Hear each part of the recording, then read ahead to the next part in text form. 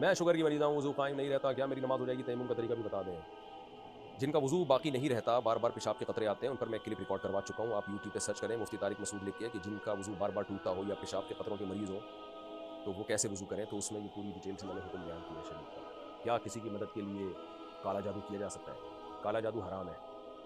حافظ ارمان انڈیا سے، میں ایک لڑکی سے محبت کرتا تھا اور یہ بات میں نے اپنے دوست کو بتائی اور چھوٹی سی بات پر اس نے یہ بات اس کے گھر پر بتا دی، تو مفتی صاحب اس کے بارے میں کچھ بتا دیں کہ یہ کیسا شخص ہے؟ پاگل آدمی ہے، آپ کے راز اس نے فاش کر دیا، غلط کیا اس نے، آئندہ اس پہ اعتماد نہ کریں، یہ ایسا شخص ہے۔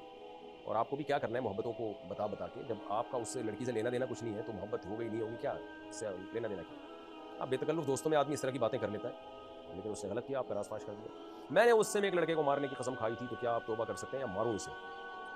آپ نہیں مارو بھائی، ناجائز چیز پہ قسم کھائی ہے تو وہ قسم توڑنا لازم ہے۔ باقی آپ نے اگر ٹائم متعین کیا تھا کہ اتنے دن کے اندر اندر ماروں گا اس کو، تو پھر جب اتنے دن گزر جائیں اور نہیں مارے تو قسم کا کفارہ ادا کریں اور مارے نہیں۔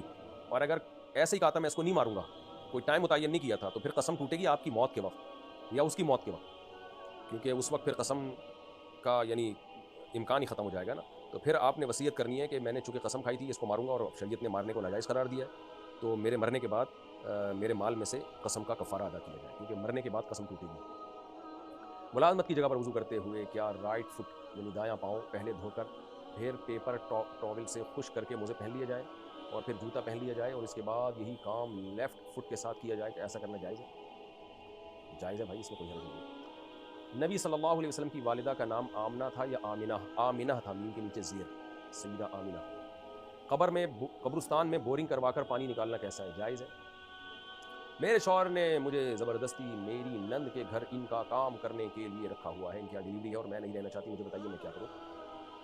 کر لیں، نند کے کام آ جائیں، وہ بھی رشتہ دار ہے، کل وہ بھی آپ کے کام آ جائے گی۔ ریلیشن بنانے کے لیے ایک دوسرے کی خدمتیں کرنی پڑتی ہیں، اور ایسے موقع پہ تو خواتین ہی کام آتی ہیں نا۔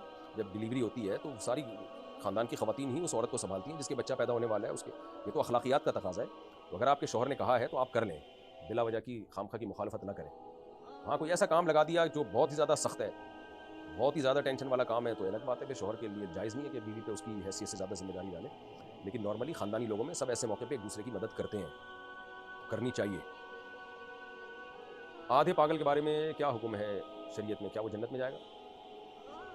جب کوئی پاگل جتنا پاگل ہوتا ہے تو اسی حساب سے حکام کا مکلف ہوتا ہے۔ آدھا پاگل کیا ہوتا ہے مجھے نہیں پتا، خیر جب وہ اس کا دماغ کام کر رہا ہوتا ہے تو پھر شریعت کے حکام کا وہ مکلف ہوتا ہے، اور جس وقت دماغ کام نہیں کر رہا تو وہ مرفوع القلم ہے، اس وقت کے بارے میں اس سے حساب نہیں ہوگا۔